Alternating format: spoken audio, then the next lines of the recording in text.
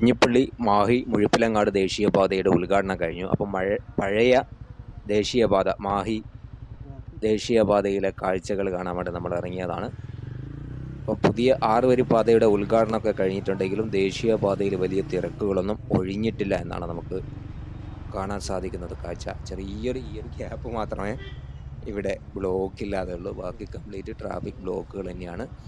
എന്താണ് ആളുകൾ പഴയ ദേശീയപാതകൾ തിരഞ്ഞെടുക്കാനുള്ള പ്രധാന കാരണമെന്ന് ചോദിച്ചു കഴിഞ്ഞാൽ ഒരുപക്ഷെ ടോള് കൊടുക്കുന്നത് കാരണം തന്നെയായിരിക്കാം.